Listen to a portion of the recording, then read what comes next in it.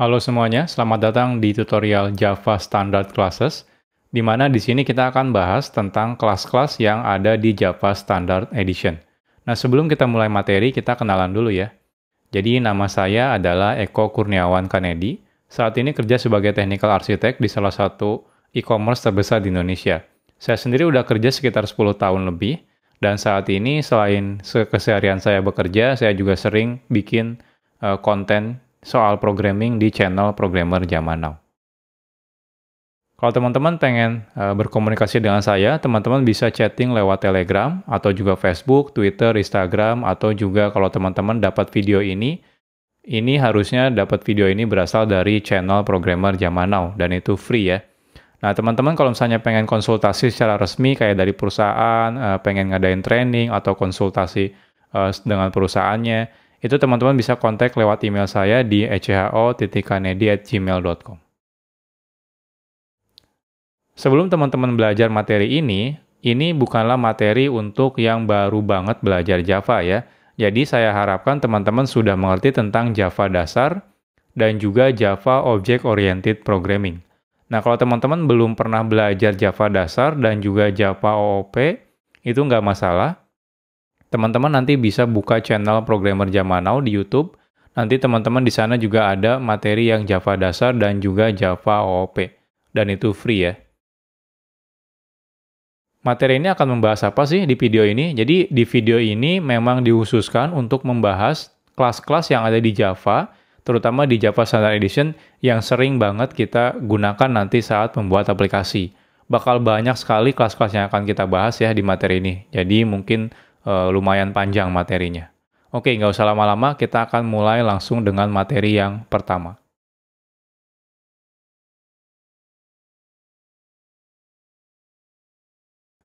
Sekarang kita akan bahas tentang string class. Mungkin teman-teman yang udah belajar Java dasar dan juga Java OOP udah biasa ya menggunakan string. Tapi tahu nggak, sebenarnya di string itu banyak sekali metode-metode yang bisa kita gunakan. Jadi, ini kan sebenarnya udah banyak dibahas ya di Java dasar dan juga Java Object Oriented. Dan di Java dasar kita sudah bahas kalau misalnya string itu sebenarnya dia adalah objek, bukan tipe data primitif. Artinya dia memiliki representasi sebuah kelasnya di Java. Dan karena dia kelas, otomatis ada banyak sekali metode-metode yang ada di string. Nah, kita bisa melihat detail metodenya apa saja ya yang tersedia di halaman dokumentasi Java doc-nya. Ini contohnya kalau teman-teman pengen lihat halaman dokumentasinya.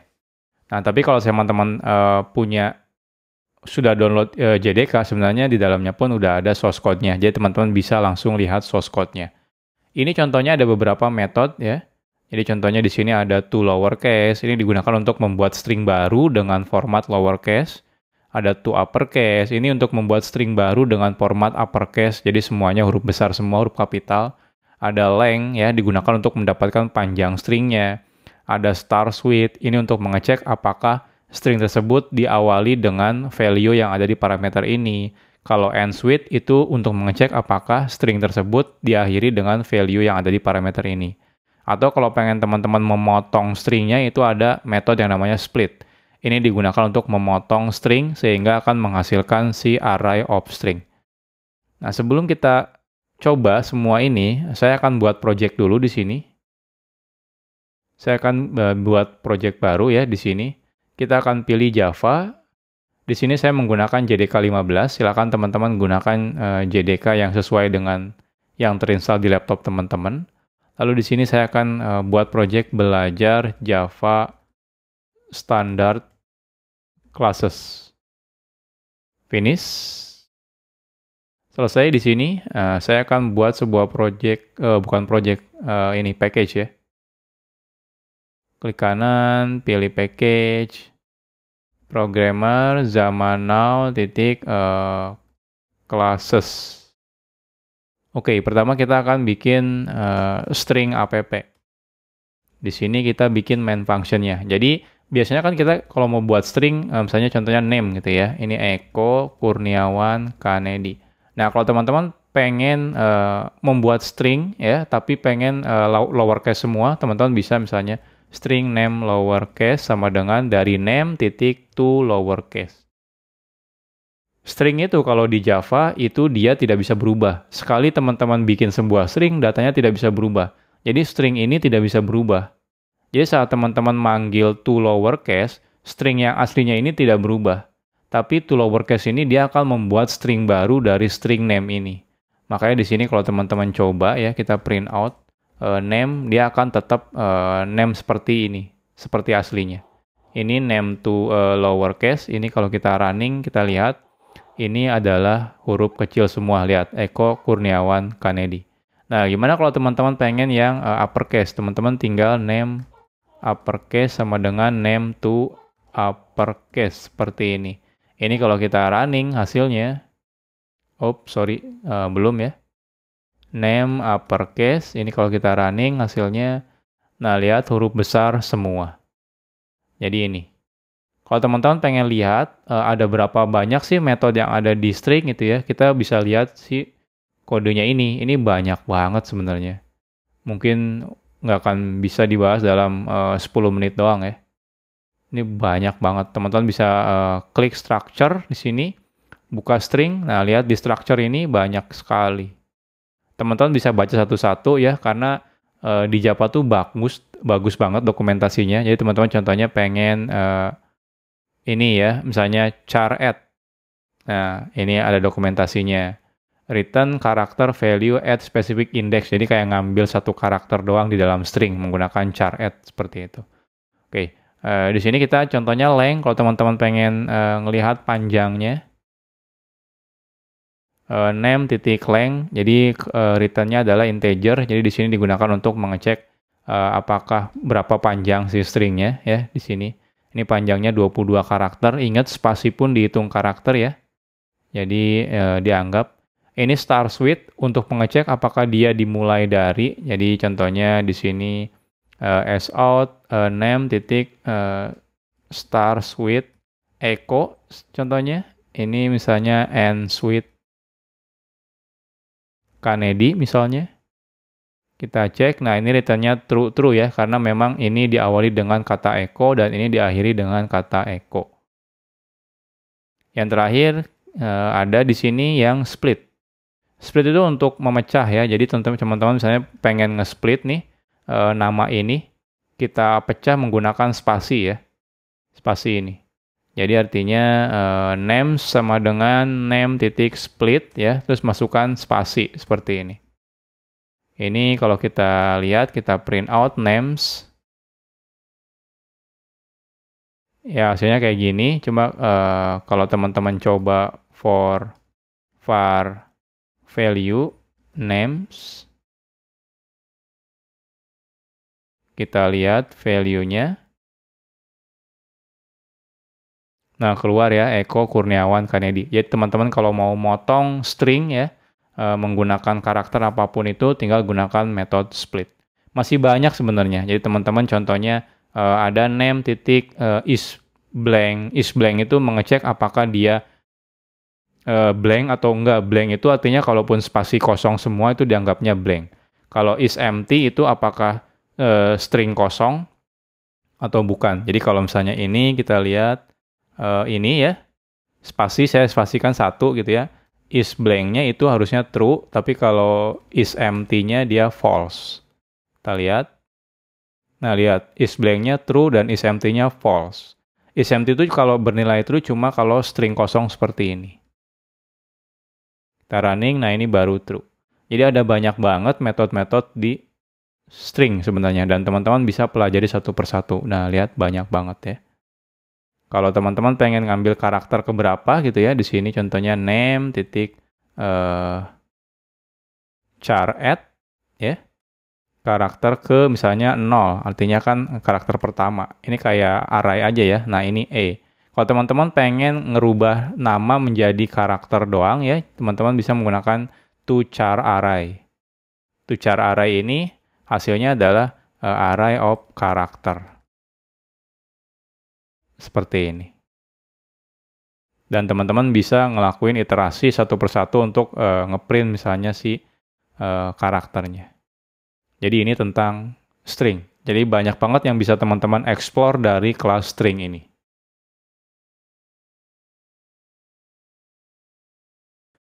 Sekarang kita akan bahas tentang string buffer dan juga string builder. String itu kalau di Java dia adalah tipe data immutable, artinya tidak bisa berubah isinya. Saat kita mengubah sebuah string, sebenarnya yang dilakukan adalah di Java itu dia membuat string baru. Jadi contohnya teman-teman bikin string yang pertama Eko, habis itu stringnya ditambah Kurniawan. Nah sebenarnya dia membuat objek baru, ya string baru dengan nama Eko Kurniawan. Dan string Eko-nya yang sebelumnya itu masih ada. Jika kita memanipulasi string dalam jumlah banyak, sangat tidak disarankan menggunakan string, karena akan memakan memori yang cukup besar. Nah untuk kasus seperti ini disarankan menggunakan string builder atau string buffer ya. Jadi dua ini, string buffer atau string builder. Nah sekarang pertanyaannya apa bedanya string buffer dan juga string builder? Kemampuan string buffer dan juga string builder itu cukup sama sebenarnya. Bisa digunakan untuk memanipulasi string. Memanipulasi string itu maksudnya kayak nambah string kayak gitu. Untuk membedakannya adalah string builder itu adalah thread shape. Sedangkan string buffer itu adalah thread shape dan string builder itu tidak thread shape. Nah, teman-teman mungkin sekarang masih bingung maksudnya apa thread shape dan tidak thread shape. Nah, simpelnya seperti ini.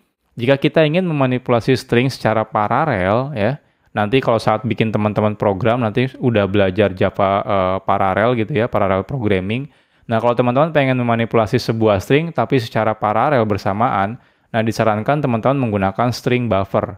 Karena string buffer itu dia thread shape. Jadi artinya bisa diakses secara bersamaan bareng-bareng. Nah, namun jika tidak butuh paralel, cukup gunakan string builder, karena string builder itu tidak thread shape. Jadi kalau diakses bareng-bareng ya, secara paralel itu tidak bisa kalau string builder itu.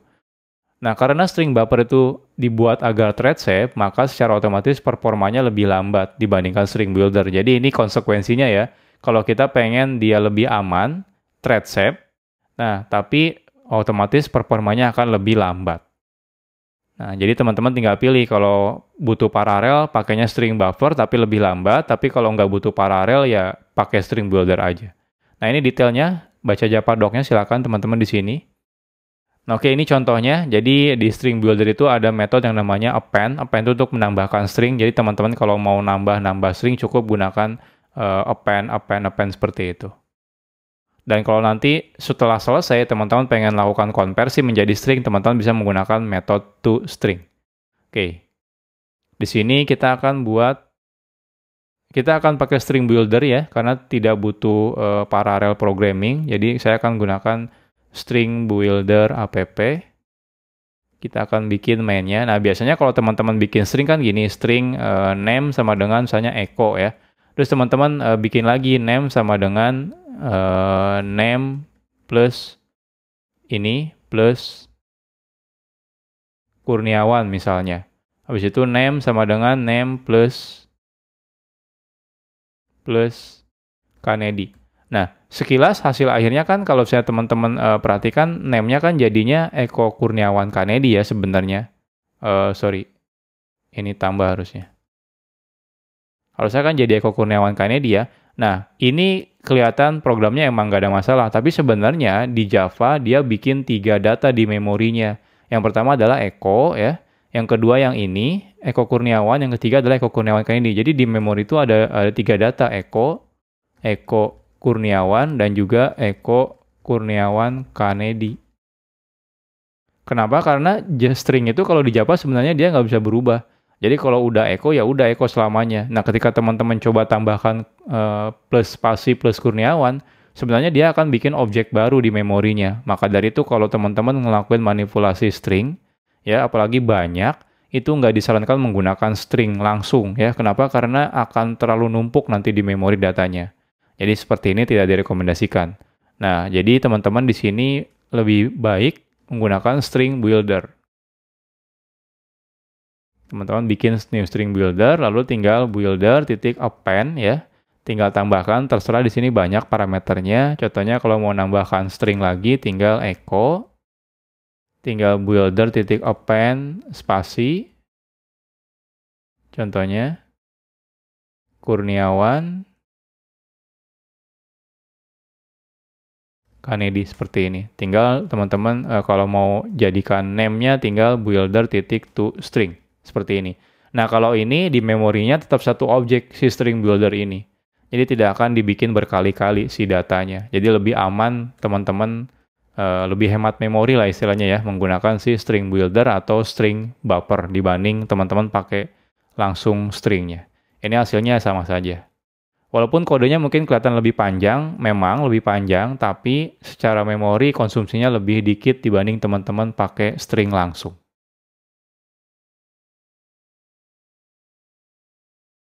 Sekarang kita bahas tentang string joiner class. String joiner adalah kelas yang bisa digunakan untuk membuat string sequence, yang dipisahkan biasanya dengan delimiter atau pemisah ya. String joiner itu juga mendukung prefix dan juga suffix jika kita ingin menambahkannya. Jadi prefix itu di depannya, suffix itu di akhirnya. Nah, ini sangat bagus ya kelas ini ketika kita ada kasus misal ingin ngeprint sebuah array dengan format yang kita mau, misalnya ya. Nah, ini detailnya teman-teman bisa baca Java doc-nya di sini. Contohnya seperti apa? Contohnya misalnya kita punya string array ya, lalu kita pengen print si string array tersebut. Nah, sebelumnya kan kita manual. Nah, kita bisa menggunakan si string joiner ini sebenarnya. Jadi contohnya kita punya string names namanya Eko Kurniawan Kennedy, lalu teman-teman bisa bikin string joiner ya, menggunakan joiner, lalu teman-teman tentukan delimiternya apa, pemisah nanti ketika disambungkan, lalu prefixnya apa ya, prefix itu depannya, dan suffixnya apa itu belakangnya. Setelah itu teman-teman tinggal tambah-tambahkan si stringnya, datanya ke si joiner ini. Lalu ketika joiner titik toString, maka hasilnya diawali dengan prefix, habis itu tiap elemennya dipisahkan dengan delimiter ini, dan diakhiri dengan suffix ini. Oke, jadi kita lihat. Di sini saya buat kelas baru, namanya string joiner app. Kita bikin main function, jadi di sini kita punya string array ya. Names misalnya, atau ya nggak usah deh ya, kita manual aja. Kita bikin string joiner contohnya, joiner sama dengan new joiner. Jadi parameter pertama adalah delimiternya, contohnya delimiternya pakai koma, lalu di sini prefixnya misalnya kurung kotak seperti ini dan kurung kotak tutup seperti ini. Nah, ini misalnya. Nah, teman-teman bisa tambahkan joiner titik add ya untuk menambahkan string, contohnya echo. Lalu joiner titik add Kurniawan, contohnya joiner titik add Kennedy seperti ini. Kalau misalnya sudah selesai, teman-teman bisa gunakan joiner titik to string. Ini adalah hasil akhirnya, value-nya. Nah, kalau kita print out, kita lihat hasilnya. Nah, lihat hasilnya seperti ini. Eko, Kurniawan, Kennedy. Diawali dengan prefixnya, diakhiri dengan suffixnya. Dan ini adalah delimiternya. Ya, jadi seperti ini. Jadi lebih menarik, lebih gampang lah daripada teman-teman nambah-nambah sendiri. Kan kalau misalnya sendiri kan biasanya ya capek ya. Capeknya teman-teman harus bikinnya misalnya string akhir sama dengan ya nambahin ini, habis itu tambah ekonya gitu ya. Tambah koma seperti ini. Wah, capek lah pokoknya. Nah, ini teman-teman bisa tinggal bikin seperti ini. Atau kalau pengen spasi, koma, spasi seperti ini. Kita lihat hasilnya. Nah, seperti ini dapatnya. Eko, Kurniawan, Kennedy. Teman-teman tinggal ganti aja prefixnya, dimainin di prefixnya. Contohnya, prefixnya seperti ini. Ini hasilnya, ya, seperti ini. Jadi ini adalah string joiner. Untuk menggabung-gabungkan string dan menggunakan delimiter yang telah ditentukan.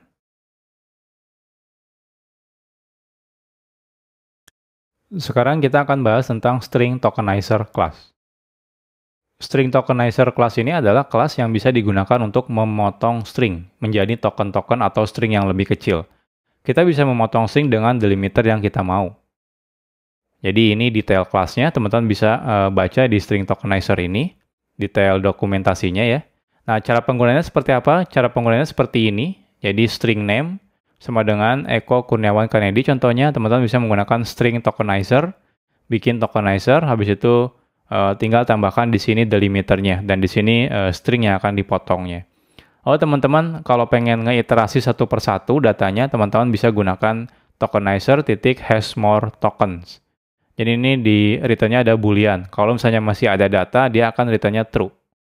Nah, ini cocok banget. Terus apa bedanya dengan menggunakan split? Split juga kan bikin ya, nge-split juga kan. Nah, bedanya kalau ini sistemnya lazy. Lazy itu artinya dia akan ngemotong-motongnya lazy ya, ketika teman-teman next token baru dipotong, ketika next token baru dipotong. Nah, kalau split kan langsung dipotong semuanya saat itu juga. Langsung balikannya adalah string array. Jadi kalau misalnya stringnya terlalu besar, anggap aja gede banget teksnya gitu ya, teman-teman pengen ngelakuin tokenizer, memotong-motong di sebuah isi teks atau file yang gede gitu ya, nyampe puluhan mega. Nah, split itu bakal banyak mengkonsumsi memori karena 10 meganya harus di load misalnya ke memori. Tapi kalau misalnya menggunakan ini dikit-dikit untuk motong-motongnya. Jadi lebih hemat memori. Oke, kita akan coba di sini. Di sini kita akan buat string tokenizer app. Jadi di sini teman-teman tinggal bikin string tokenizer ya. Sama dengan new string tokenizer. Parameter pertama adalah stringnya, jadi value stringnya, dan ini adalah delimiternya. Contohnya misalnya spasi misalnya ya. Di sini tinggal string value-nya sama dengan misalnya Eko Kurniawan Kanedi, seperti ini ya. Lalu teman-teman tinggal tokenizer titik has more token ya. Jadi di sini kalau misalnya has more token ini ada dicek test if there are more tokens available from this tokenizer string. Jadi kalau masih ada dia return-nya true, kalau sudah tidak ada dia return-nya false. Jadi teman-teman bisa while tokenizer has more tokens, tinggal stringnya itu adalah result-nya adalah tokenizer titik next token. Kita bisa print out result-nya. Kita lihat hasilnya. Keluar Eko Kurniawan Kanedi. Jadi seperti itu. Ya, kalau delimiternya misalnya koma, di sini kan nggak ada, ya berarti keluarnya cuma langsung ya, langsung Eko Kurniawan Kanedi. Jadi pastikan si delimiternya ada. Nah, keluarnya Eko Kurniawan Kanedi.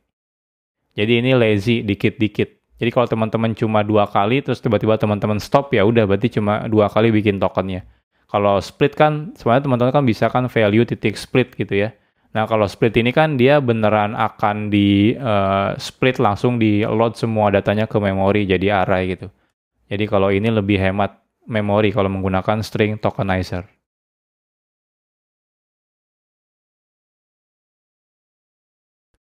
Sekarang kita akan bahas tentang number class. Semua number class yang bukan primitif ya, itu memiliki sebuah parent yang sama, yaitu class number. Jadi entah itu integer, entah itu long, entah itu double, float, dan yang lainnya gitu ya. Itu semuanya sebenarnya turunan dari kelas yang namanya number. Kelas number ini memiliki banyak sekali metode yang bisa kita gunakan untuk mengkonversi tipe data number ke tipe data number yang lainnya. Hal ini jadi kita bisa dimudahkan ya saat kita emang butuh melakukan konversi dari satu tipe data ke tipe data yang lain. Nah, teman-teman pengen lihat detailnya bisa baca Javadoc di sini. Ini contohnya ya, di sini ada byte value metodenya, ini untuk mengubah ke tipe byte, terserah mau tipe apapun, misalnya dari integer ke tipe byte itu boleh. Karena kan semua parent-nya selalu si number, jadi semua metode ini itu selalu ada di semua number, entah integer, long, double, dan yang lainnya. Nah, ini metodenya byte untuk ke byte, double value untuk ke double, float value untuk ke float, integer value untuk ke integer, long value untuk konversi ke long, dan short value untuk konversi ke short. Oke, kita sekarang akan coba. Jadi di sini saya akan buat sebuah kelas namanya number app ya. Jadi kan biasanya kalau kita bikin ini, oh ya jangan lupa ya, ini buat non primitif ya, bukan primitif. Jadi misalnya value sama dengan misalnya 10 gitu ya. Nah, jadi teman-teman kalau pengen konversi misalnya ke long gitu ya, value cukup long value sama dengan value, oke saya ganti ya ini integer value. Integer value, jadi cukup titik long value seperti ini. Ya lebih simpel ya, ke double pun double value sama dengan integer value titik double value. Jadi simpel banget kalau teman-teman pengen ngelakuin konversi dari satu tipe data number ke tipe data yang lainnya. Contohnya short value sama dengan misalnya double value short value seperti ini. Jadi dari tipe manapun itu boleh. Contohnya di sini misalnya dari long value itu boleh. Jadi kalau teman-teman perhatikan di sini ya, ini itu milik class number sebenarnya. Dia ada, lihat di sini ada extend-nya di sini. Lihat di sini. Class number ya. Ini ada banyak banget metodenya untuk melakukan konversi ke tipe data number yang lainnya. Implementasinya di sini ada banyak sebenarnya ya.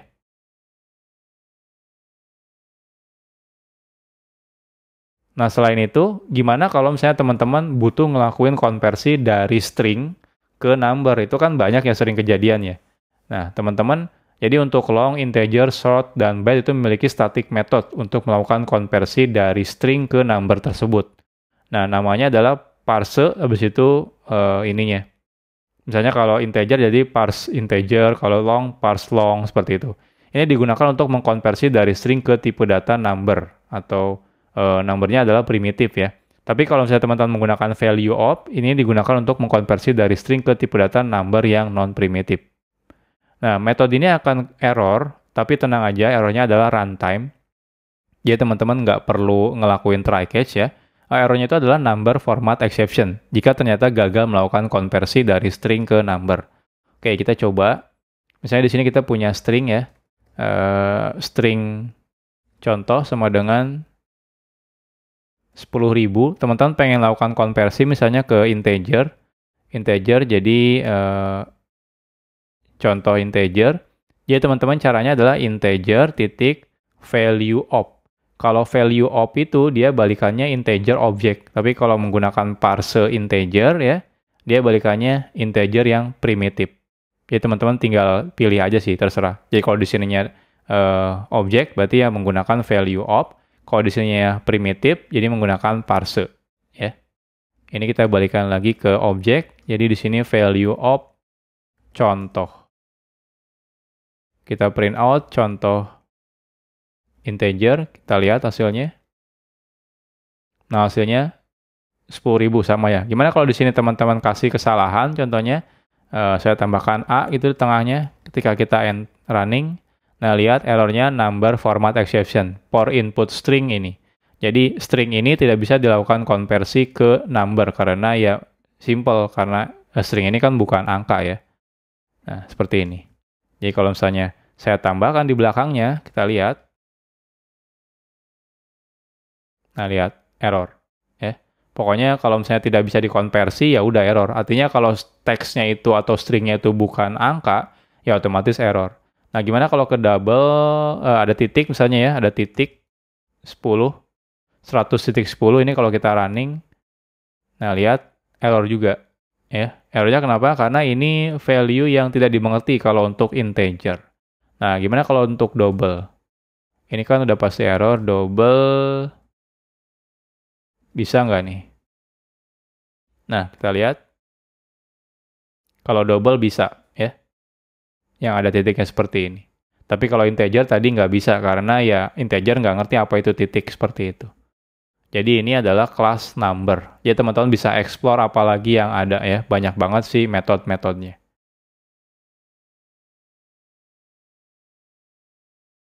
Sekarang kita akan bahas tentang math class. Kelas math ini adalah merupakan kelas utilities ya yang berisikan banyak sekali static method untuk operasi numerik atau operasi matematika. Seperti contohnya trigonometri, logaritma, gitu ya, akar pangkat dan yang lain-lain. Untuk detailnya teman-teman bisa lihat Javadoc di sini. Jujur ini banyak banget sih metode-metode yang ada di kelas math ini. Jadi mungkin teman-teman bisa coba satu-satu ya nanti ya, coba sendiri dengan membaca dokumentasinya. Ini contoh-contohnya saja, seperti cos, untuk menghitung cos di trigonometri, ada sin, tan, ya. Ada juga min, ini untuk mengecek mana yang minimum ya, paling kecil yang mana. Atau max, ini yang besarnya yang mana, dan masih banyak. Dan jujur ini banyak banget sebenarnya. Oke, kita lihat di source code-nya. Jadi kalau saya buka ya, math saya cari, ini ada di Java Lang Math ya. Nah, teman-teman perhatikan ini code-nya saja kalau dilihat ada hampir 3.000 baris.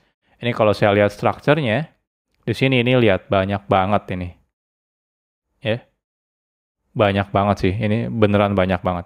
Jadi teman-teman bisa baca satu persatu, contohnya ASIN gitu ya. Ini untuk return argsin of value, ada log ya. Ada log gini, return natural logarithm gitu ya. Ada banyak sih. Ada square. Ini return correctly rounded positive square root ya.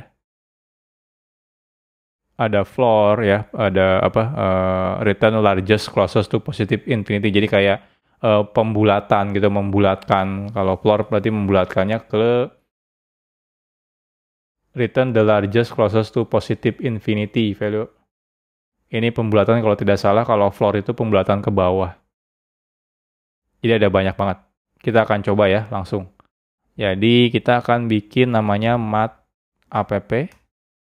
Kita bikin main metodenya. Jadi contohnya kita akan gunakan, math itu semuanya statik ya metodenya. Jadi teman-teman math ya, titik. Ya, nah semuanya metodenya keluar nih. Jadi contohnya kita akan mengecek misalnya nilai yang paling besar, contohnya var min sama dengan math titik min contohnya ya. Contohnya 1000 sama 2000. Ini yang kecil yang mana gitu. S out min. Nah, yang kecil adalah 1000. Kalau max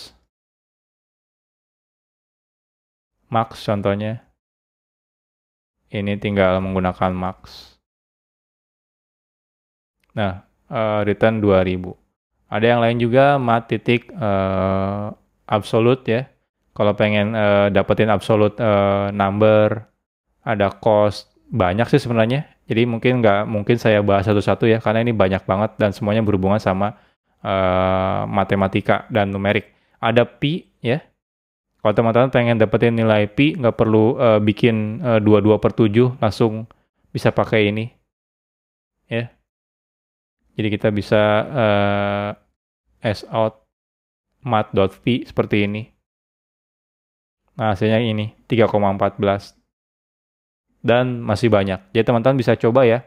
Jadi intinya kalau teman-teman ada operasi numerik atau matematika yang berhubungan sama numerik matematika, itu teman-teman bisa cek metode-metodenya di kelas math ini. Ini banyak banget sih sebenarnya. Jadi teman-teman nggak perlu bikin manual sebenarnya. Teman-teman bisa pakai metode-metode yang sudah ada.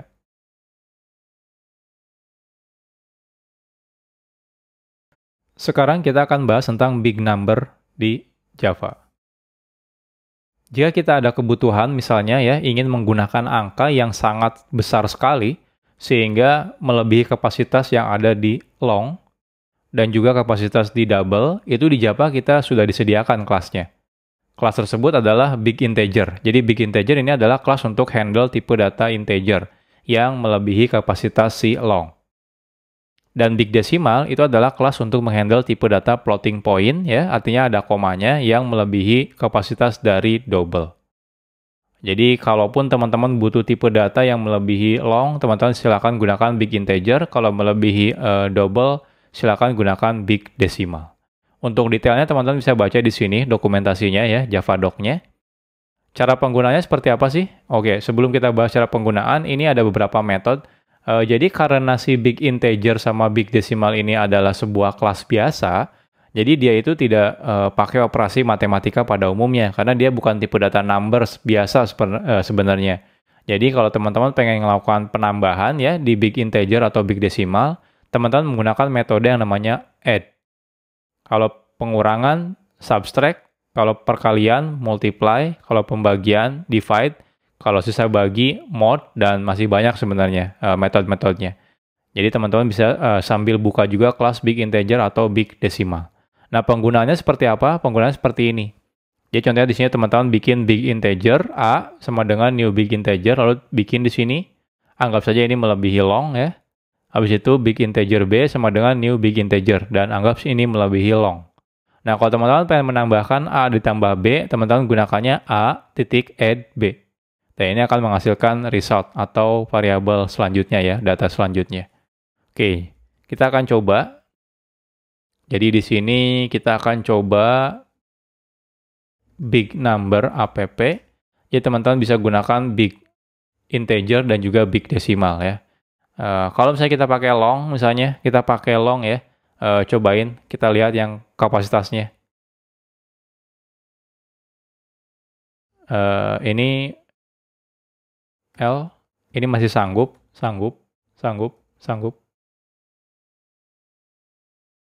Nah, ini udah nggak sanggup ya, udah error, berarti di luar kapasitasnya.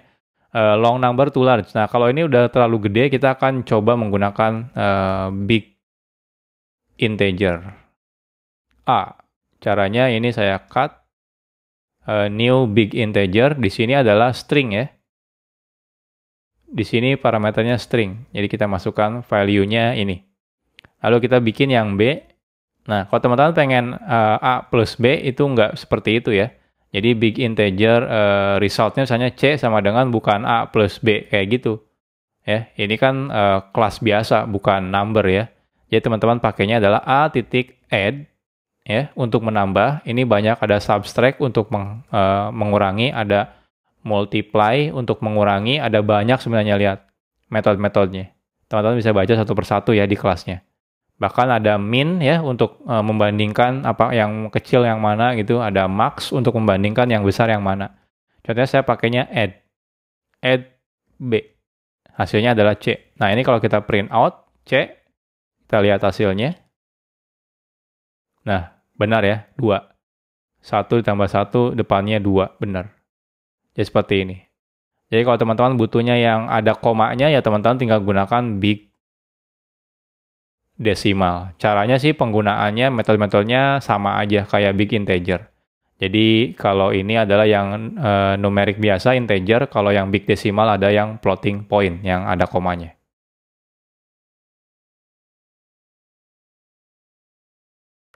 Sekarang kita akan bahas tentang scanner class.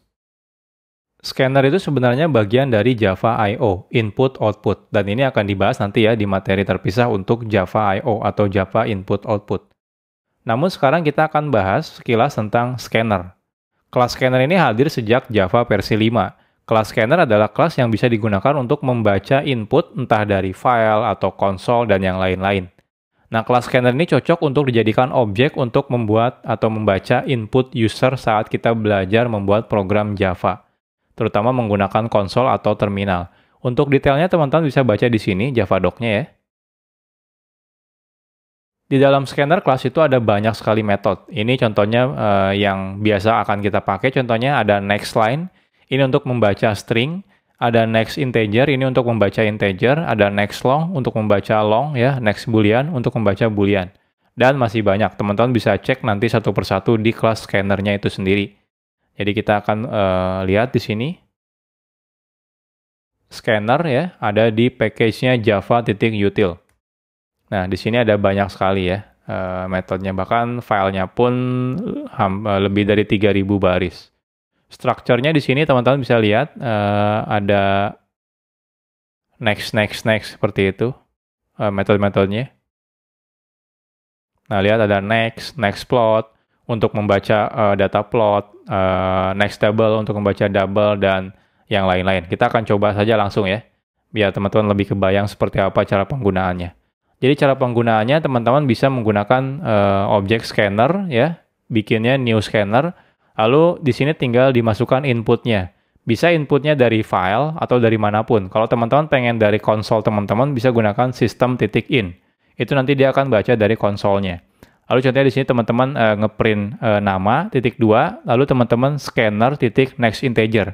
Nanti dia akan baca konsol. Jadi artinya teman-teman perlu menginputkan atau mengetikkan dulu nama, baru nanti namanya akan masuk ke nama sini, variabel sini. Kalau sudah teman-teman bisa misalnya di sini print hello plus nama yang diinputkan. Jadi contohnya di sini kita akan buat scanner app.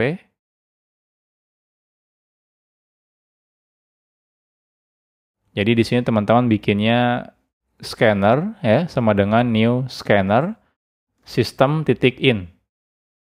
In ini adalah konsol nanti tempat running si aplikasinya.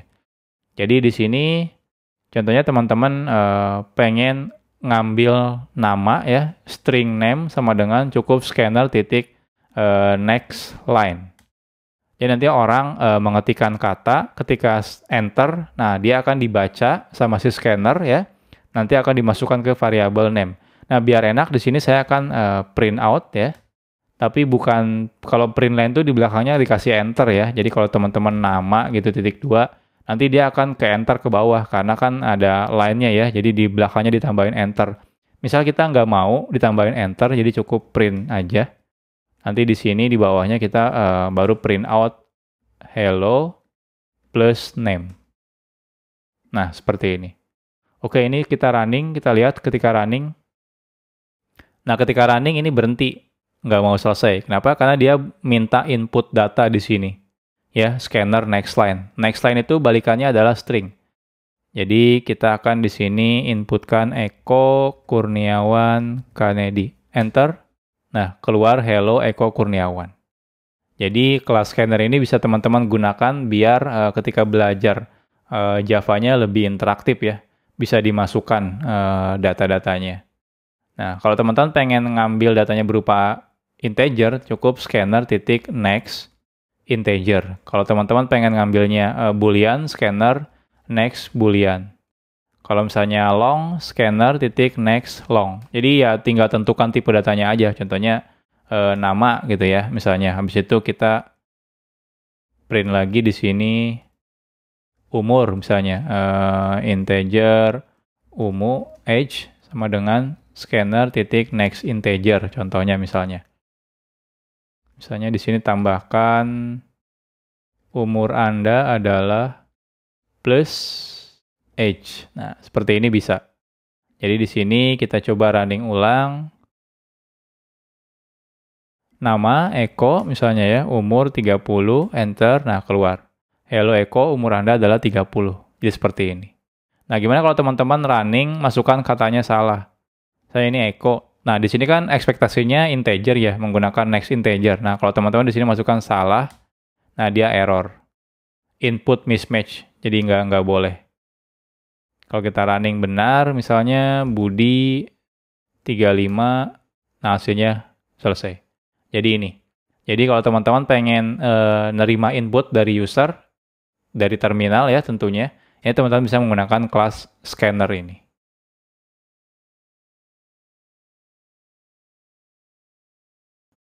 Sekarang kita akan bahas tentang date dan calendar class. Tiap bahasa pemrograman biasanya memiliki representasi tanggal ya. Di Java juga sama, ada kelas date dan juga calendar. Nah, yang bisa digunakan sebagai representasi dari tanggal. Nah, sebenarnya di Java 8 sudah ada cara memanipulasi tanggal yang baru menggunakan library namanya Java Datetime. Ini package terpisah. Nah, namun ini akan kita bahas nanti ya di di materi course terpisah ya, di video tutorial terpisah karena lumayan panjang pembahasan tentang Java Datetime yang versi baru. Nah, sekarang kita akan fokus menggunakan kelas date dan juga kelas kalender yang lama. Apa sih hubungannya antara kelas date ini dan kelas kalender? Jadi kelas date ini adalah kelas yang merepresentasikan tanggal sampai presisinya adalah millisecond. Jadi sampai presisinya millisecond. Jadi kalau teman-teman butuhnya sampai ke nanosecond itu nggak bisa ya. Jadi date itu cuma sampai presisinya millisecond. Nah, namun di kelas date ini sudah banyak sekali metode-metode yang di-deprecated. Artinya sudah banyak yang tidak direkomendasikan untuk digunakan. Sehingga untuk memanipulasi date tanggal, kita sekarang itu harusnya menggunakan kombinasi antara kelas date dan juga kalender. Nah, sederhananya kesimpulannya itu date ini cuma representasi dari tanggal saja. Kalau teman-teman pengen melakukan manipulasi tanggal, teman-teman harus menggunakan kelas kalender. Nah, detailnya teman-teman bisa baca ya di Java doc-nya untuk Java date sama Java kalender ini. Nah, sekarang kita contohnya akan buat sebuah tanggal. Nah, di sini kita contohnya akan membuat tanggal ya, menggunakan date. Jadi di sini saya akan buat date app. Jadi di sini kita bikin main function. Jadi kalau teman-teman perhatikan date, cara pembuatannya adalah tanggal sama dengan new date. Nah, kalau saya buka konstruktornya, itu lihat udah banyak yang di-deprecated ya. Jadi contohnya ini deprecated, yang kita masukkan year, month, date itu deprecated. Nah, ini juga deprecated ya. Dan bahkan direkomendasikan kita menggunakan kalender. Nah, yang ada itu cuma parameter yang ini. Teman-teman kalau di sini harus memasukkan ininya millisecond-nya. Cuma kan kadang-kadang bingung ya kalau kita harus masukin millisecond. Nah, defaultnya kalau teman-teman nggak pakai parameter, dia pakainya current time millis. Artinya waktu saat ini dibuat. Jadi kalau saya tidak masukkan apa-apa ya, kita akan print out tanggal. Ini saya running, hasilnya adalah jam saat ini. Ya. Sekitar Oktober 17 jam 1 kurang lah. Nah, kalau teman-teman pengen ubah tanggalnya, teman-teman harus masukkan millisecond.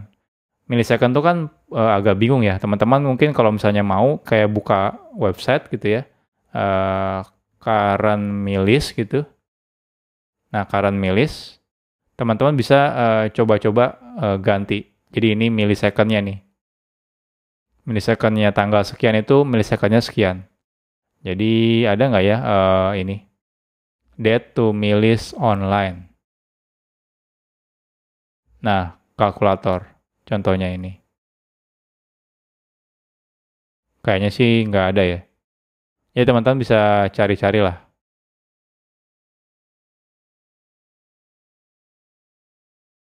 Ini, nah contohnya kayak gini, teman-teman kalau pengen masukkan, contohnya teman-teman pengen masukkan tanggal 1 bulan Oktober tahun 270 gitu ya. Jamnya 00 gitu. Ini 00 lagi. Nah, ini adalah millisecondnya. Jadi teman-teman harus copy, paste di sini millisecondnya. Seperti ini. Cuma kan ribet ya kalau kita harus masukin millisecond seperti ini. Jadi kalau kita running, hasilnya nah benar 1 Oktober tahun 70 jam 00. Nah, cuma kan ribet banget kalau kita harus memasukkan millisecond. Nah, untungnya di Java juga ada kelas yang namanya kalender. Jadi, kita back ke slide. Jadi, ada kelas yang namanya kalender. Jadi, di sini kalender ini digunakan untuk memanipulasi data tanggal sampai ke presisi millisecond juga. Jadi di sini teman-teman kalau mau bikin di awal, cuma bikinnya bukan pakai new calendar ya, tapi bikinnya kalender titik get instance. Ini secara otomatis dia akan bikin waktu saat ini. Nah selanjutnya kalau teman-teman pengen rubah, kayak pengen ngerubah tanggalnya, pengen ngerubah harinya, apanya dan sebagainya, itu teman-teman bisa gunakan kalendar titik set. Terus di sini kalendar year untuk mengubah tahunnya menjadi tahun berapa, kalendar month, terus tinggal di set ya bulan berapa, kalender titik Januari misalnya. Ini kalendar day of month ya, hari dalam bulan. Ini hour of day, jam dalam hari, menit, second dan millisecond. Jadi di sini kita bisa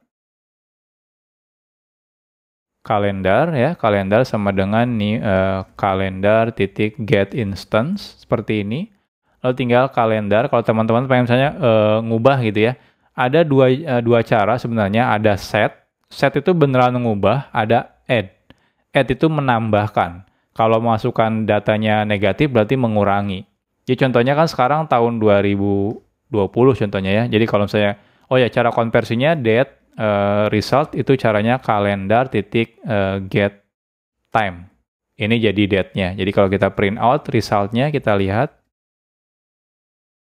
Nah ini tanggal saat ini. Nah kalau teman-teman pengen ngeset tahun, jadi kalendar titik set kalendar titik year ya, misalnya 2010 contohnya. Nah ini hasilnya tahunnya akan berubah menjadi 2010. Kalau teman-teman pengen ngurangi ya, teman-teman cukup add kalender year-nya minus 10.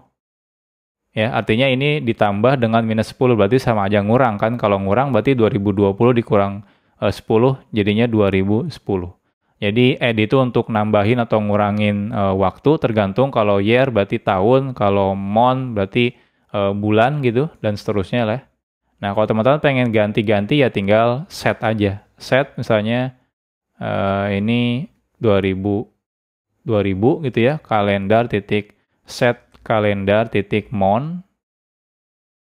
Kalau bulan itu jangan pakai 1 ya, karena diawali dari 0. Jadi bulan Januari itu 0. Biar teman-teman nggak mau salah, teman-teman bisa gunakan kalendar titik Januari. Jadi kalau kita perhatikan Januari itu angkanya 0. Jadi dimulai dari 0.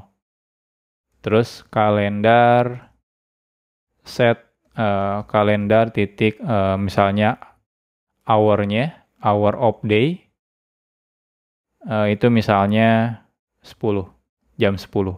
Ini kita running, kita lihat hasilnya, berubah jadi Januari ya bulannya, tahunnya 2000, jamnya jam 10. Nah benar, ini jam 10.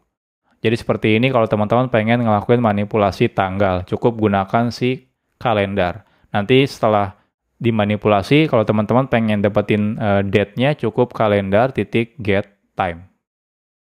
Jadi seperti ini. Ini cara manipulasi dari Java yang versi awal, sampai sekarang pun sebenarnya masih banyak yang menggunakan cara seperti ini.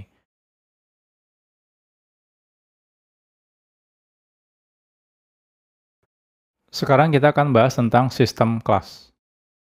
Kelas system adalah kelas yang berisikan banyak utility static method ya di Java.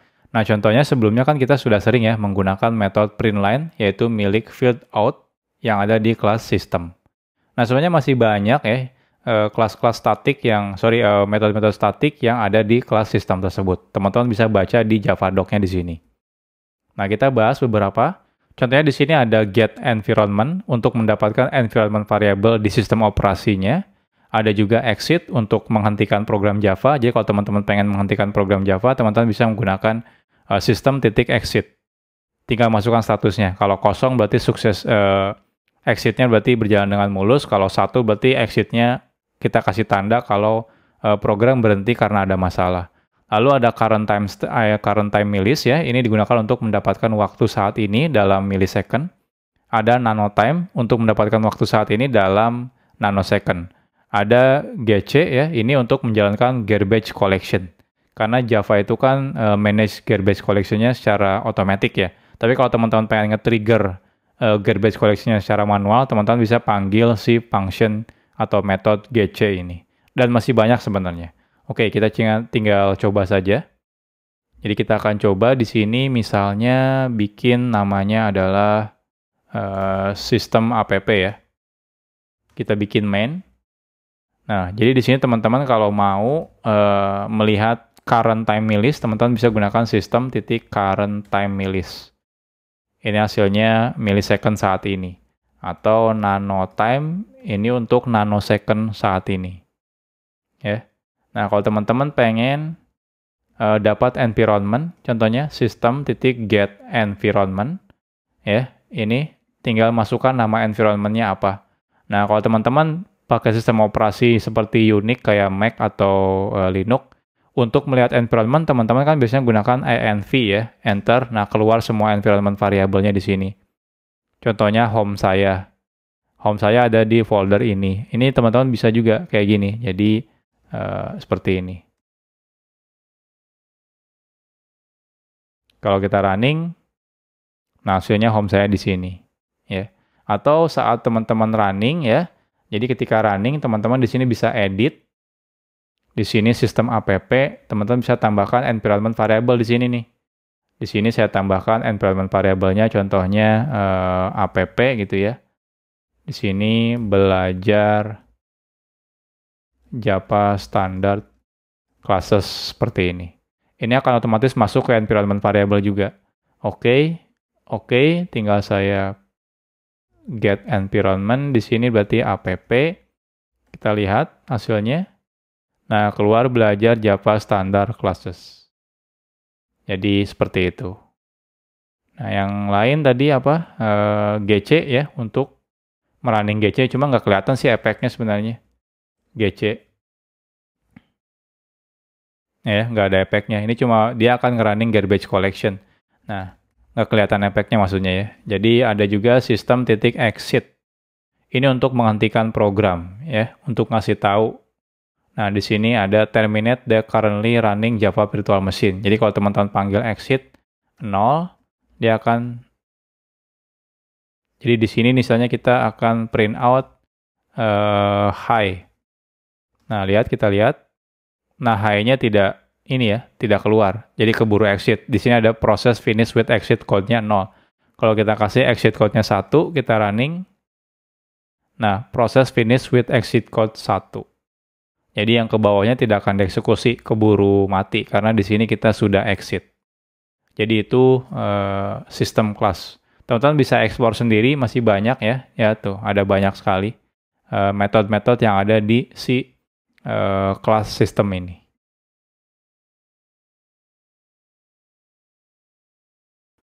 Sekarang kita akan bahas tentang runtime class.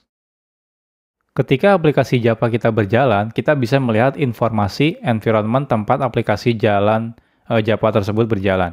Jadi informasi itu terdapat di sebuah kelas yang namanya runtime.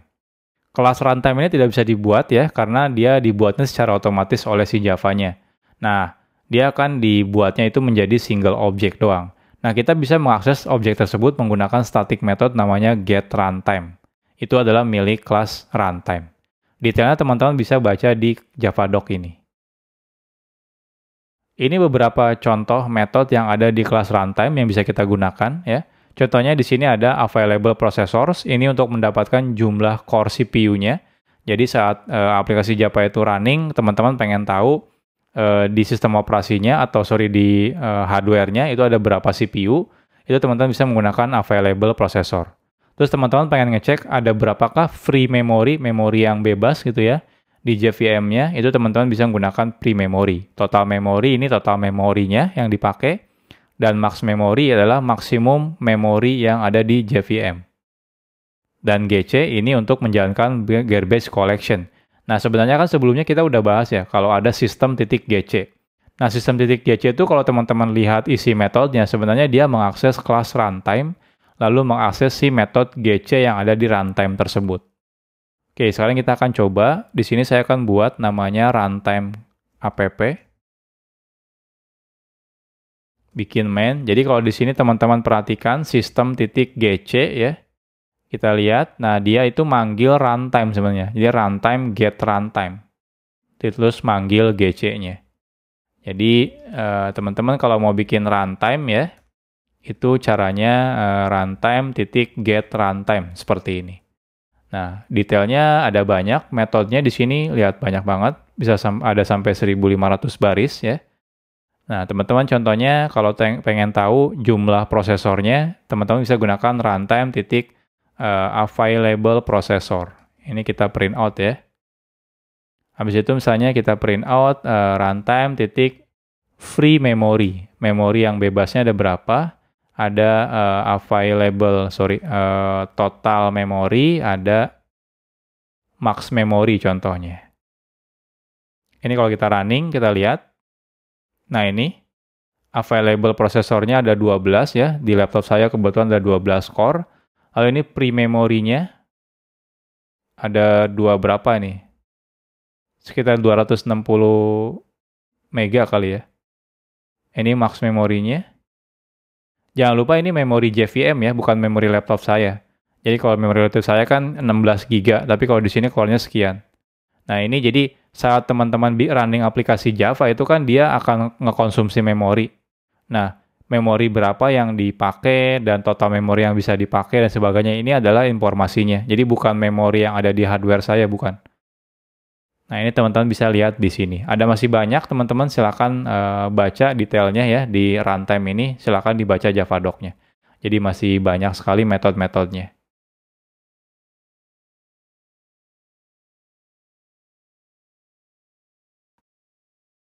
Sekarang kita akan bahas tentang UUID class. Saat membuat aplikasi, kadang kita ada kasus ingin membuat sebuah data yang unik. Atau unik ya istilahnya, tidak pernah duplikat. Nah, misal untuk kebutuhan data seperti primary key misalnya. Java itu menyediakan sebuah kelas yang namanya UUID atau singkatan dari Universally Unique Identifier. UUID adalah format standar ya, jadi untuk membuat sebuah unique value yang telah terjamin. Jadi seberapa cepat pun, seberapa banyak pun teman-teman nge-generate UUID itu akan selalu beda value-nya. Ini sudah standar, teman-teman bisa baca standarnya di sini, di link ini. Dan untuk detail dari kelasnya itu sendiri, dokumentasinya teman-teman bisa baca di link ini. Cara penggunaannya seperti apa? Nah, seperti ini. Jadi teman-teman bisa menggunakan UUID titik random UUID. Ini untuk mengenerate random UUID. Setiap kali teman-teman nge-generate, itu pasti selalu beda, tidak mungkin sama. Ya. Jadi kita akan coba di sini, akan kita buat sebuah file namanya UUID app. Contohnya kita akan generate ya, var i sama dengan 0, i kurang dari 100, i plus plus. Lalu teman-teman misalnya akan buat UUID sama dengan caranya UUID titik random UUID. Nah, kalau teman-teman pengen konversi menjadi string, simple sih. Key misalnya ya, sama dengan UUID titik to string. Jadi simple gitu doang. Nah, kita akan print out key-nya. Kita lihat hasilnya. Nah, ini hasil UUID-nya. Nah, kalau teman-teman iseng compare satu persatu, ini tidak akan pernah ada yang sama. Jadi selalu beda. Seberapa cepat pun teman-teman nge-generate itu pasti selalu beda si data UUID ini. Jadi kalau teman-teman pengen butuh nge-generate memang string yang unik banget gitu ya, dan nggak pernah ada yang sama, itu teman-teman bisa gunakan kelas UUID ini. Ini cocok banget untuk jadi primary key di database misalnya.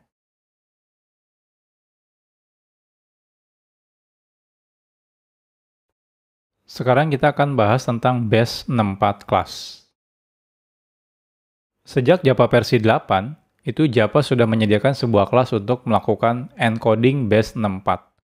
Untuk programmer web mungkin pasti sudah tahu ya tentang base64 ini, yaitu encoding yang bisa digunakan untuk mengubah binary data ke teks secara aman. Nah, aman di sini bukan dari sisi security ya, karena namanya base64 bisa dibalikan lagi datanya. Jadi bisa didecode lagi, tapi aman dari kesalahan parsing yang terjadi di web ya.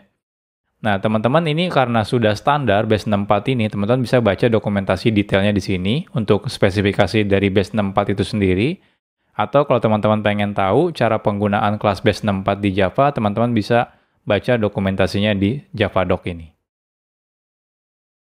Oke, di sini contohnya ya. Di sini teman-teman misalnya kita punya sebuah data query, contohnya di sini ada datanya. Lalu teman-teman pengen encode dia ke base64. Jadi kita bisa menggunakan base64.getEncoder untuk melakukan encode. Lalu di sini ada metode yang namanya encode to string untuk mengencode data aslinya menjadi base64. Kalau teman-teman pengen membalikan datanya lagi, teman-teman bisa menggunakan base64.getDecoder. Lalu ada metode yang namanya decode.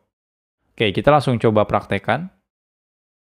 Jadi di sini kita akan buat namanya adalah base64 app.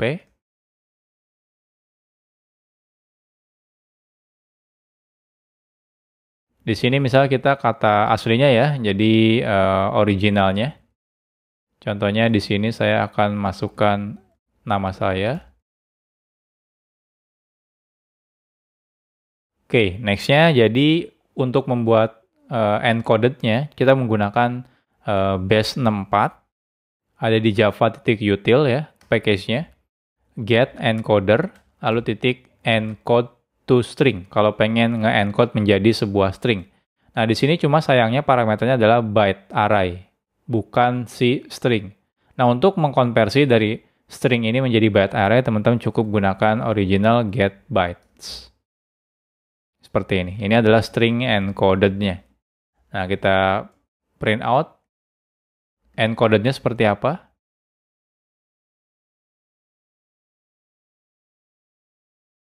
Nah, ini adalah hasil encoded-nya. Jadi ini hasil base64-nya. Nah, sekarang gimana caranya kalau kita pengen balikan lagi ke originalnya? Yaitu teman-teman dari encoded ini, teman-teman bisa gunakan base64.getDecoder ya. Habis itu decode. Si stringnya apa? Encoded. Cuma ini sayangnya hasilnya adalah byte. Ya, seperti ini. Nah, untuk ngelakuin konversi dari bytes menjadi string, teman-teman cukup string result sama dengan new string ya. Oh, di sini bytes-nya. Jadi ada parameter bytes di string itu. Nah, ini kalau kita print out result-nya, kita lihat hasilnya. Nah, dia balik lagi ke string semula. Jadi ini caranya kalau teman-teman pengen ngelakuin konversi dari data asli ke base64, lalu dibalikan lagi ke data aslinya.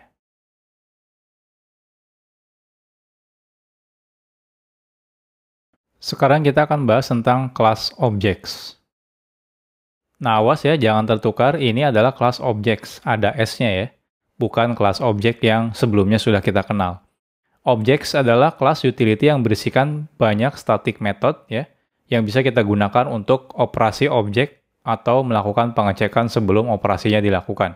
Nah, detailnya bisa dibaca di sini, teman-teman, yang di Java doc-nya ya, linknya. Nah, ini contoh-contohnya. Biasanya kan kalau kita misalnya ada sebuah objek, lalu kita pengen manggil toString-nya misalnya, kita kan dicek dulu ya, produknya tidak sama dengan 0 baru panggil. Kenapa? Karena kalau 0, dia akan kena error yang namanya null pointer exception. Atau kalau mau manggil hashcode juga sama. Kita cek dulu objeknya tidak sama dengan 0, maka kita akses si hashcode-nya. Begitu juga equals ya, sama. Kenapa? Karena kalau misalnya sampai salah, ini bisa terjadi null pointer exception.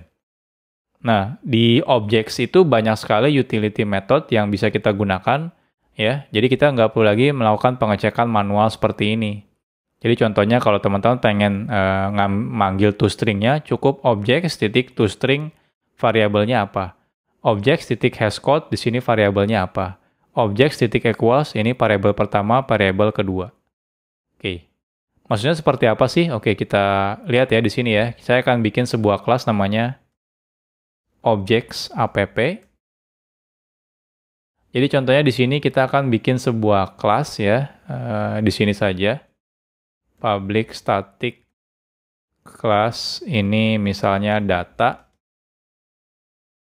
Kita bikin string datanya, bikin getter setternya, lalu bikin equals dan hashcode-nya. Oke, sudah ya. Nah, biasanya kan teman-teman kalau misalnya bikin sebuah function public void execute misalnya ya. Di sini data.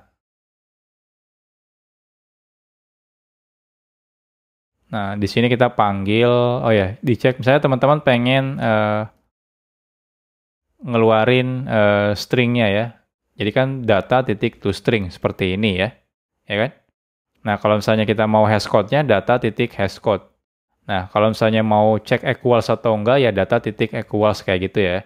Nah, gimana kalau ternyata ketika saya mengirim data ya, execute, oke, ini static ya harusnya.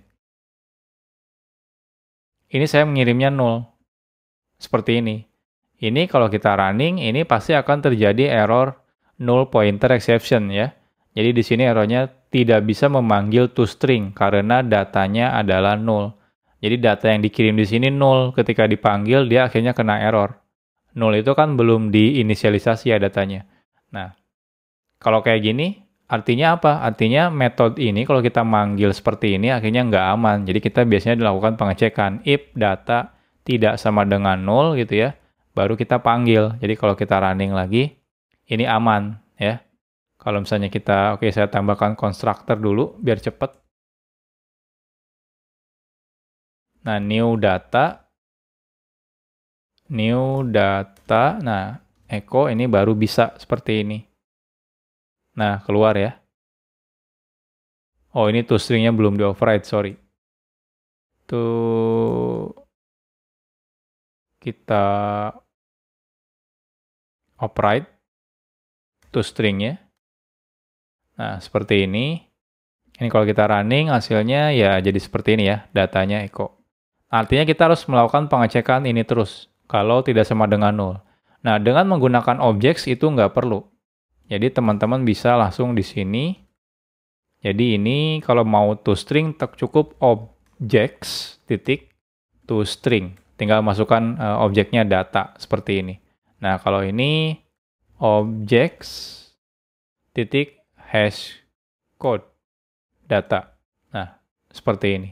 Ini kalau kita running, ini lihat keluarnya data ini aman ya. Dan kalau kita masukkan 0, ini juga nggak akan terjadi null pointer lagi. Nah, lihat hasilnya 0 ini tetap 0 ya, karena datanya 0 dan ini 0. Karena hashcode-nya dicek kalau misalnya dia 0, tidak sama dengan 0 akan dipanggil hashcode-nya, kalau 0 dia balikannya 0.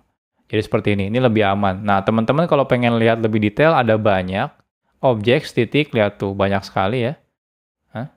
Ada apakah 0, apakah tidak 0, jadi pengecekannya seperti ini bisa. Jadi ada banyak metode-metodenya yang ada di kelas objects. Teman-teman bisa explore satu persatu di kelas objects.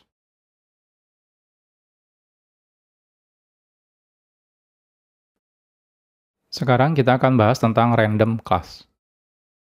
Random class adalah kelas yang bisa kita gunakan untuk mengenerate random number.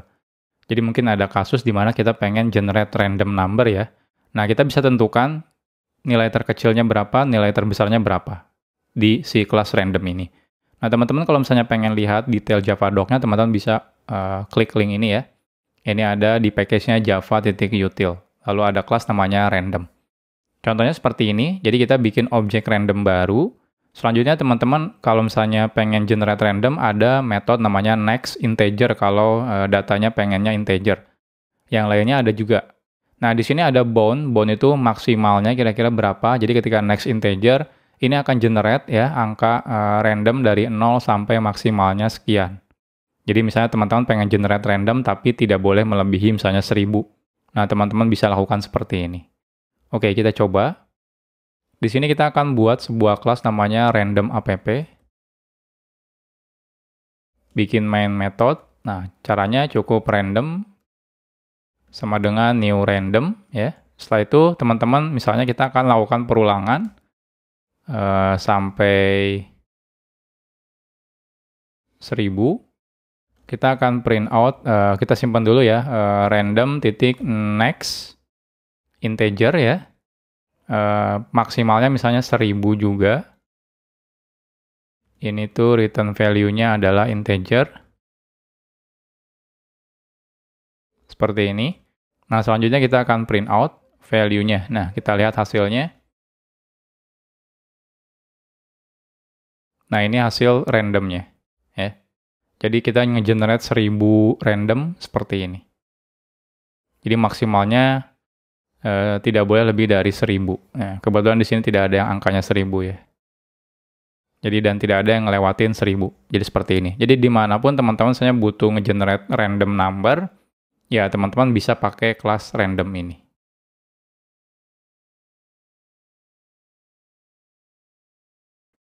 Sekarang kita akan bahas tentang properties class. Kebanyakan ya developer Java atau saat kita bikin aplikasi Java itu akan menyimpan konfigurasi filenya dalam bentuk biasanya properties file. Mungkin aplikasi lain ada yang nyimpannya filenya JSON, ada yang filenya YAML gitu ya.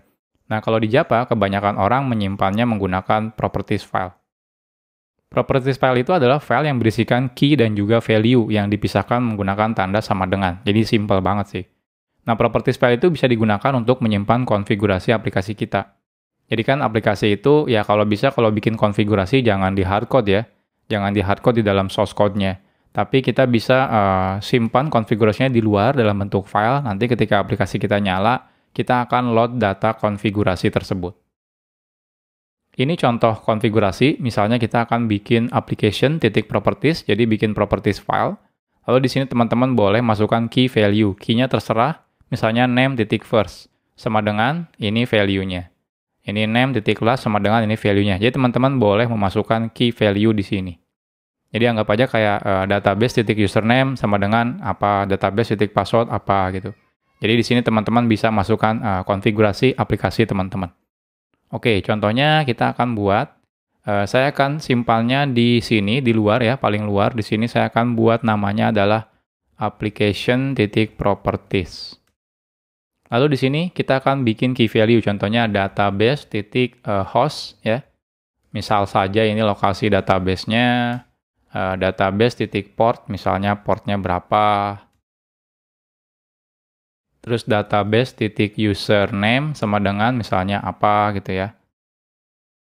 Database.password sama dengan apa. Nah, misal seperti ini. Nah, selanjutnya kita akan coba load file ini isinya menggunakan kelas yang namanya properties. Nah, caranya seperti apa?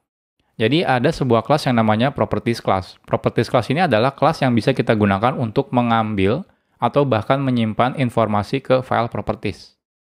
Ya, nama kelasnya itu adalah properties dan ada di package java.util. Teman-teman bisa lihat Javadoc-nya di link ini. Cara penggunaannya seperti apa? Simple. Jadi teman-teman tinggal bikin properties ya, objek propertiesnya. Setelah itu teman-teman bisa properties.load. Load ini digunakan untuk nge-load data atau ngambil data properties dari file properties. Jadi teman-teman load, tinggal tambahkan di sini new file input stream. Ini bawaan Java I/O, nggak masalah kalau teman-teman masih belum ngerti. Jadi yang penting caranya seperti ini, new file input stream, lalu di sini masukkan lokasi filenya. Contohnya di sini application properties. Nah, selanjutnya untuk mendapatkan tiap datanya, teman-teman bisa gunakan properties ya, objeknya titik get property, lalu di sini isinya, key-nya apa? Name titik first misalnya. Kalau yang tadi kita berarti database titik username, database titik host, seperti itu. Oke, kita akan coba. Jadi di sini saya akan buat namanya properties ya, properties app. Kita bikin main. Lalu selanjutnya kita akan buat properties sama dengan new properties. Nah, selanjutnya teman-teman kalau pengen load, jadi properties titik load ya. Lalu teman-teman new file input stream. Lalu di sini masukkan filenya di mana? Application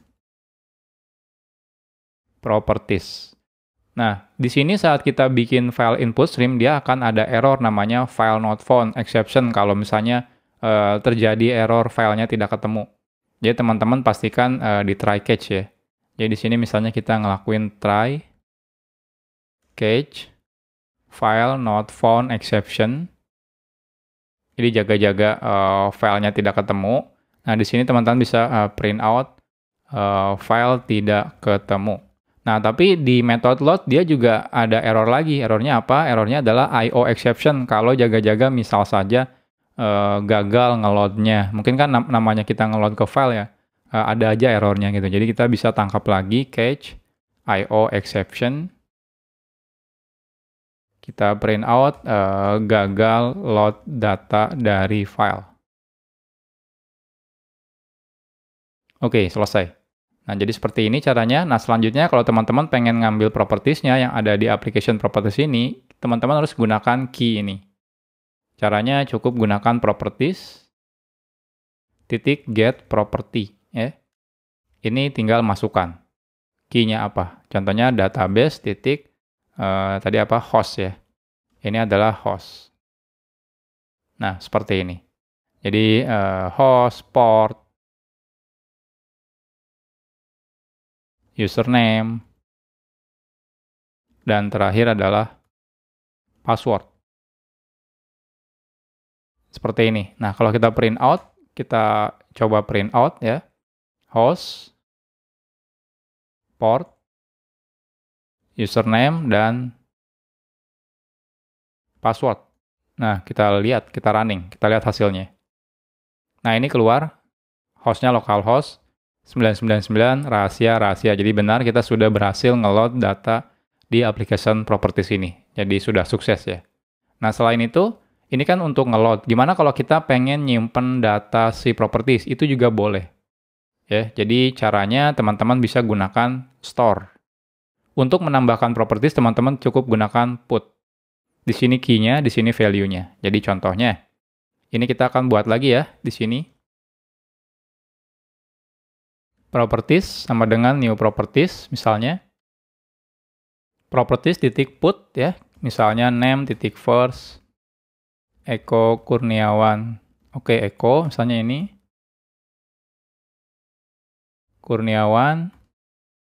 Kennedy, ini middle, ini last. Nah, untuk menyimpannya teman-teman gunakan properties titik store. Lalu di sini tinggal file, output stream, lalu lokasinya. Misalnya di sini name.properties. Nah, seperti ini. Nah, tapi ini sama, bisa terjadi error. Oke, kayaknya salah. Ini bukan filter output stream, file output stream. Nah, ini bisa error ya. Errornya adalah file not found exception. Jadi, teman-teman harus try catch juga di sini.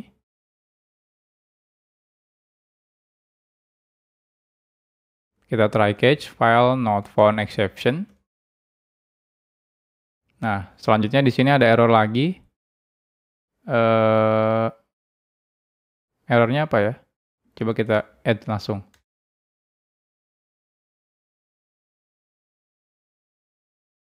Oh, teman-teman ada dua konstruktor, dua parameter. Jadi di sini ada komennya. Kalau teman-teman mau menambahkan komentar, komentarnya misalnya kalau nggak ada ya udah string kosong gini. Kalau misalnya ada, misalnya ini nama konfigurasi nama. Contohnya seperti ini. Nah, selanjutnya ini ada error lagi. Kita tambahkan ya, add catch. Nah, seperti ini. Ini kita print out, error menyimpan properties. As out, ini error membuat file properties. Oke, selesai. Jadi sudah seperti ini. Jadi kita akan buat nanti name.properties. Nggak harus ada dulu filenya, tenang aja. Jadi kita running. Sukses. Nah, kita lihat di sini tiba-tiba ada name.properties. Kalau kita buka isinya, nah, keluarnya seperti ini. Ini komentarnya, konfigurasi nama, ini jam berapa di generate-nya, dan ini properties-nya. Jadi simple ya. Jadi kalau teman-teman pengen load dan juga menyimpan data properties, sekarang cukup gunakan file application properties. Lalu untuk manipulasinya, teman-teman bisa gunakan kelas properties.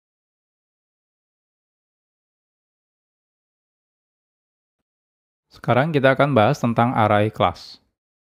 Ini arrays ya, ada S-nya di belakangnya. Jadi arrays class itu adalah kelas yang berisikan static method yang bisa kita gunakan untuk memanipulasi data array. Seperti contohnya pencarian data, pengurutan data di dalam kelas array. Nah, ada banyak banget sebenarnya, mungkin nggak akan kita bahas semua, jadi teman-teman pengen lihat detailnya bisa baca di dokumentasinya di sini. Ini ada di package java.util ya, nama kelasnya adalah arrays. Nah, kita akan bahas beberapa saja. Contohnya di sini, kalau di arrays class itu ada binary search. Ini untuk melakukan pencarian data menggunakan algoritma binary. Teman-teman yang udah pernah belajar binary search atau algoritma dan pemrograman mungkin sudah mengerti ya binary search. Nah, syaratnya saat teman-teman menggunakan binary search untuk melakukan pencarian, datanya harus sudah terurut. Karena dia akan, algoritmanya akan memotong-motong setengah-setengah seperti itu ya. Jadi pastikan datanya sudah terurut, dan ini lebih cepat dibanding nyari satu persatu secara sekuensial. Nah, selain itu ada copy op, ini untuk menyalin data array. Misalnya kalau teman-teman pengen menyalin data array, mindahin daripada manual menggunakan iterasi ya, for loop satu persatu, teman-teman bisa menggunakan copy op. Lalu untuk equals, itu untuk membandingkan data array pertama dan array kedua. Jadi kalau teman-teman pengen mengecek, itu kan biasanya kita ceknya satu persatu ya, menggunakan perulangan. Nah, ini bisa lebih cepat menggunakan equals ini. Jadi teman-teman nggak perlu coding manual. Nah, selanjutnya ini ada pengurutan menggunakan sort kalau teman-teman pengen mengurutkan isi data si array-nya. Lalu ada toString kalau teman-teman pengen konversi dari array menjadi string. Kalau contohnya teman-teman pengen ngeprint isi array, itu kan kalau di print keluarnya cuma kelas array ya. Nah, teman-teman kalau pengen jadi string, teman-teman bisa pakai toString. Dan masih banyak sebenarnya. Kita akan coba aja langsung ya. Di sini kita akan buat sebuah kelas namanya arrays class. Arrays app ya. Kita bikin main metodenya. Lalu di sini teman-teman kita lihat arrays, enter, titik. Nah, lihat ini banyak sekali. Banyak banget malah ya. Itu nggak akan bisa kita bahas satu materi kayaknya. Oke, kita akan coba aja. Misalnya kita punya integer ya, integer array. Numbers misalnya sama dengan, sama dengan teman-teman silakan masukkan satu random gitu ya. Kita akan coba urutkan misalnya. Nah, untuk mengurutkan teman-teman cukup gunakan arrays titik sort. Sort lalu masukkan numbers. Nah, ini otomatis akan diurutkan. Data array ini ya yang langsung diurutkan. Nah, kalau kita print out ya, kalau print out-nya numbers nanti keluarnya kayak gini doang nih, kita lihat. Nah, kayak gini. Kan kita nggak mau ya kok kayak gitu hasilnya. Kita kepengen print sebagai string, teman-teman bisa gunakan arrays to string, masukkan numbers. Nah, ini lebih bagus hasilnya. Nah, lihat, ini sudah berurut ya. Diurutkan secara ascending dari 1 sampai yang paling besar. Jadi ini teman-teman bisa gunakan sort. Kalau teman-teman pengen melakukan pencarian, teman-teman bisa melakukan pencarian seperti ini. Jadi contohnya kita print out arrays titik binary search ya. Dari numbers kita nyari yang 7. Ini return-nya adalah integer, kalau tidak salah itu indeksnya. Coba return-nya index of the search key, ya benar, lokasi indeksnya ya. Kita akan cari yang binary search 7, terus binary search 234, running. Nah, dapat ini indeksnya ke-9 dan ini indeksnya ke-13. Gimana kalau datanya tidak ada? Binary search yang kita nyari datanya yang 100 itu kan nggak ada. Hasilnya adalah negatif. Dia nggak dapat. Ya, pokoknya kalau dapatnya di bawah 0 ya, berarti itu artinya tidak dapat datanya. Nah, selanjutnya ada arrays titik copy. Ini copy ya, ada banyak, copy of, ada copy of range kalau teman-teman pengen ngopinya sebagian saja datanya, tapi kalau mau copy bisa, copy seluruhnya misalnya. Enggak seluruhnya sih, di sini ada parameter namanya length, panjangnya. Ya. Jadi mau berapa panjang ngekopinya, contohnya kita akan copy of ya, data numbers, tapi cukup 5. Ya. Ini result, kita print out arrays titik toString result. Kita lihat hasilnya. Nah, dia cuma copy 5 data ya, dari sini sampai 5 ini. Nah, kalau saya teman-teman pengen kopinya dari range ya, dari indeks keberapa sampai indeks keberapa, itu bisa copy of range ya. Dari berapa, contohnya dari 5 sampai 10. Ini result 2, ini result 2. Kita running. Nah, ini dapat ya. Dari 5 sampai ke 10. Jadi seperti ini. Kalau teman-teman pengennya ngambilnya range ya. Jadi ini penggunaan kelas arrays. Jadi banyak banget helper-helper ya atau utility method yang bisa teman-teman gunakan untuk memanipulasi data array.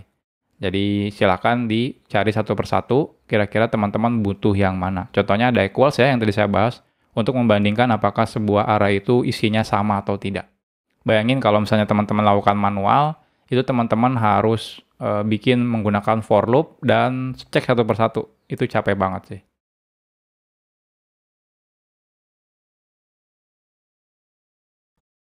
Sekarang kita akan bahas tentang regular expression. Regular expression atau disingkat regex ya, adalah cara untuk melakukan pola pencarian. Biasanya dilakukan untuk pencarian dalam data string. Nah, secara sederhana, kita mungkin sudah sering ya melakukan pencarian teks. Entah itu di text editor atau aplikasi misalnya Office dan sebagainya, itu ya sering banget lah. Regex adalah pencarian yang lebih advance dibanding pencarian teks biasa. Biasanya kan kita pengen nyari misalnya kata echo gitu ya, atau kata Java seperti itu. Nah, kalau regex itu lebih advance lagi, contohnya kita pengen ya mencari kata yang diawali huruf A misalnya dan diakhiri huruf A, itu bisa. Jadi pokoknya kalau pengen yang aneh-aneh itu bisa menggunakan regular expression ini, pencariannya. Java sendiri sudah menyediakan package untuk regular expression. Nama package-nya adalah java.util.regex. Ini berisikan utilitas untuk melakukan proses pencarian menggunakan regular expression. Nah, secara garis besar terdapat dua kelas yang bisa kita gunakan ya. Dua kelas itu adalah yang pertama pattern dan yang kedua adalah matcher. Nah, apa itu pattern dan matcher?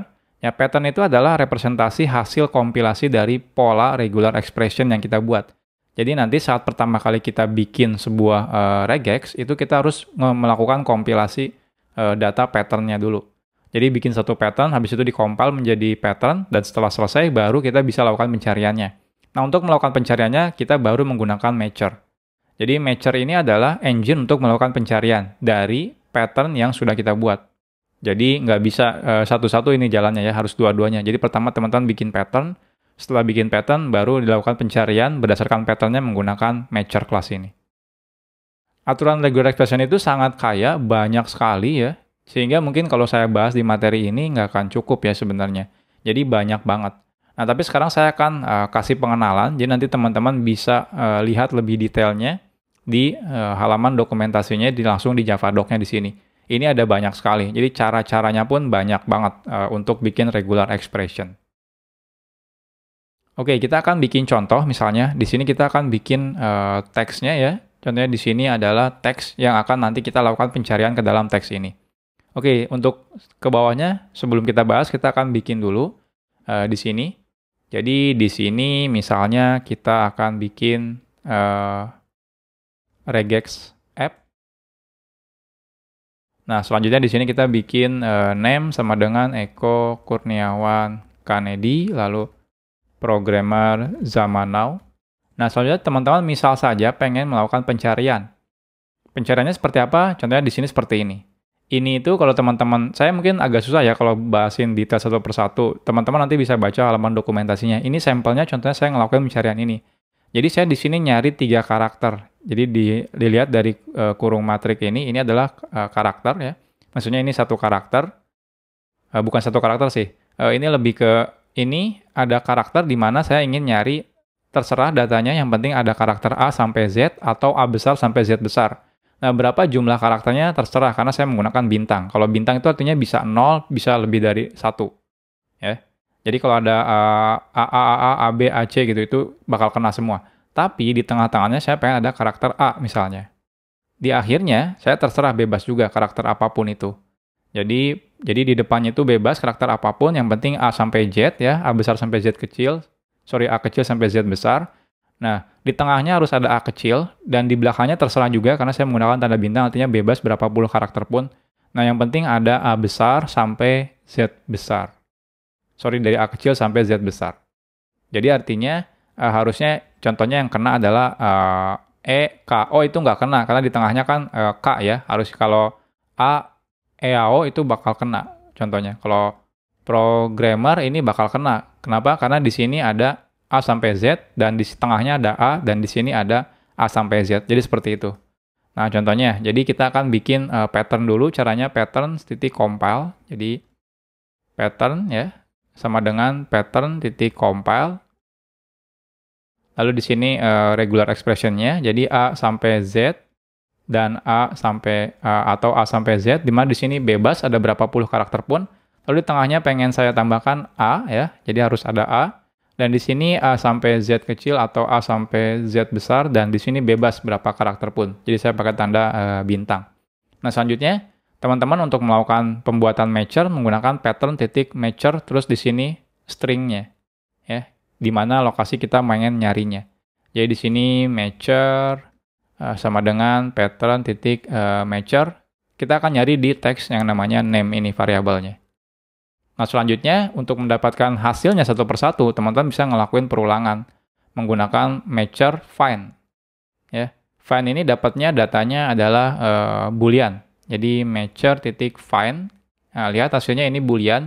Kalau true berarti dia masih nemu, kalau false berarti dia sudah tidak nemu. Jadi while matcher titik find. Jadi selama dia menemukan, kita akan ambil datanya menggunakan matcher titik group. Ini string result-nya. Ini teman-teman bisa print out result-nya. Seperti itu. Ya. Ini kalau kita running, kita lihat hasilnya, apa aja yang kena. Nah, yang kena adalah Kurniawan, karena tengah-tengahnya ada A ya, benar. Kanedi juga ada A. Programmer juga ada A. Zaman ada A. Nah, yang Eko tidak kena, dan Now tidak kena, karena di tengah-tengahnya tidak ada A. Jadi seperti ini. Jadi lumayan advance sebenarnya. Nah, teman-teman sebenarnya kalau pengen lihat detailnya, teman-teman bisa buka si package ini ya, regex ini ya. Jadi di sini teman-teman bisa lihat detailnya. Jadi caranya seperti apa? Nah ini, cara pembuatan karakter, kalau teman-teman nyari karakter, nyari huruf dan sebagainya, ini teman-teman bisa pakai ini. Jadi itu sekilas tentang regular expression di Java. Di Java sendiri sebenarnya banyak sekali ya kelas-kelas yang ada di bawaan Java Standard Edition-nya. Nah, di materi ini saya hanya bahas memang kelas-kelas yang sering banget kita gunakan saat pembuatan aplikasi. Sebenarnya banyak sekali kelas-kelas yang lainnya. Nah, teman-teman jika ingin mempelajari kelas-kelas yang lainnya, yang mungkin ada yang bisa teman-teman gunakan, teman-teman silakan baca Java Documentation-nya ya, atau Javadoc. Di sana lengkap banget semua kelas-kelas yang ada di Java, terdokumentasikan dengan baik, dan cara penggunaannya pun selalu ada biasanya ya. Nah, next-nya, kira-kira apa materi selanjutnya yang perlu teman-teman pelajari biar terus improve skill atau pengetahuan teman-teman di programming Java. Saya sarankan teman-teman lanjutkan untuk belajar. Next-nya itu materinya adalah Java Generic ya, itu untuk generic programming di Java, itu juga wajib dikuasai.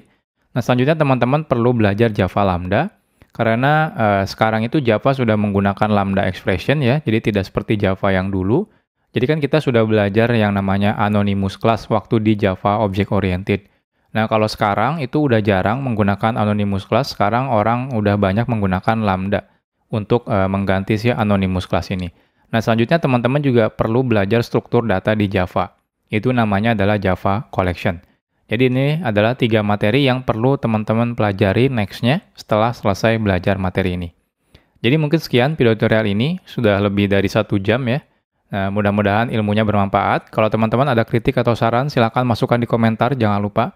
Dan jangan lupa subscribe dan like channel ini. Kalau teman-teman merasa ilmunya ini bermanfaat, jangan lupa di-share ke teman-teman yang lain, biar banyak orang yang juga dapat manfaatnya dari video-video ini.